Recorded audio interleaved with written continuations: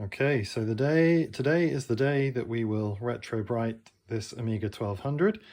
As you can see, there is some significant yellowing to the keys, but the case is not that bad. But we're going to do the case and keys, and here are my materials this morning. So this is 12%. This is more a cream, so this is what we're going to paste all along the case of the 1200.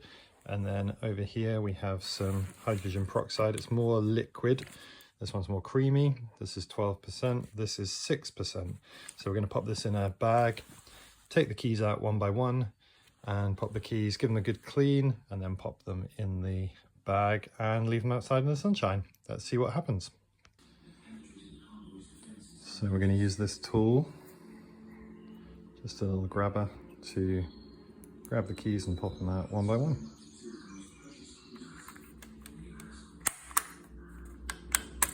Like so.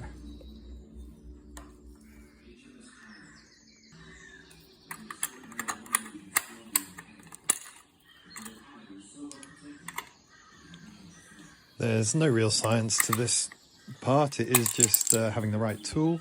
I bought this one from Amiga 64, very, very cheap, only a few pounds, and you just get it right under the keys, lift them off and the spring will pop out with them.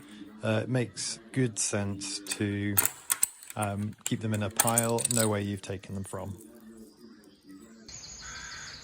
Okay, with the keys removed, I've come outside and we're going to commence the cleaning and then some retrobrighting. This is the things you'll need. Both bleachers, keys are currently bathing in there. There's the case, bit of cardboard to do it on so we don't bleach anything around. Some kitchen cleaner, again some bleach, so just give the keys a scrub, and then a pot and a paintbrush to apply the bleach. Okay, that's the keys individually scrubbed and just having a rinse now before we pop them in a bag of bleach. And the case itself, I'm just going to give a really nice clean with just some Flash kitchen bleach, just to help it along its way before we paint it. Okay, whilst the retrobright process takes effect, I'm just going to clean up internally. I've compressed aired the underneath of the keyboard and just taking a dry cloth around the keys to remove any dust, which comes up really nice. You can see the above and below, so I'm just giving it a nice clean. Okay, so we're going to use some of the 12%. I'm just going to pour it into this paint pot.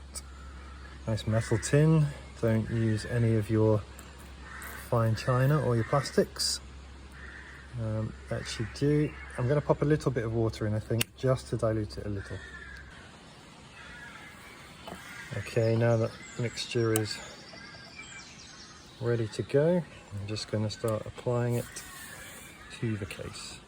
A little paintbrush. Don't have to be too neat. My plan is to kind of come back every half an hour or so and reapply, because this will dry up. I've seen some tutorials talk about wrapping in cling film. I think the general consensus is that that leaves it a bit streaky, so therefore I'm going to fully commit to getting back out here every half an hour and giving it a little paint with some more peroxide. It's going to be the approach. Right, I'm going to finish this off and then we'll move on to the keys.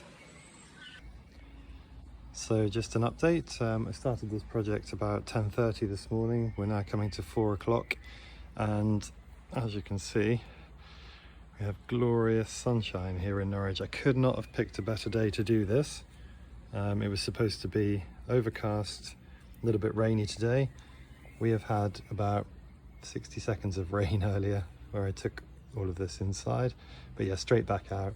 The case is progressing beautifully. I think that's going to look fantastic when finished, and the letters as well. I want to get them out now, but I know I have to be patient. I'm going to leave these probably another 3 hours or so. We've got light until about 9:10 this evening, but it's just such glorious sunshine at the moment, so all going well. So okay, we're ready for the next stage. This has all been marinating for about 8.5 hours.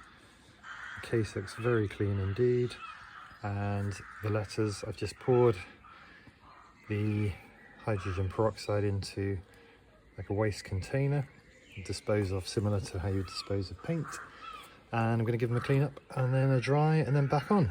So let's see how we go. Just doing the reassemble. Looking very clean and white. These keys are tricky. If you can get right in here, you see it has a hook as well as a spring. My advice is to get one end on and then work with the other end and then put the spring.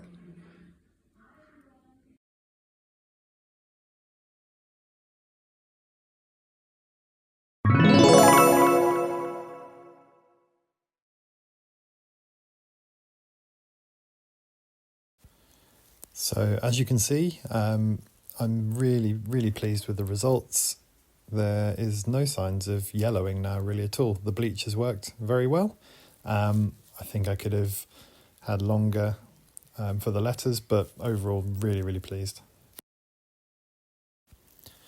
So I hope I've shared all of the materials that I've used along the way.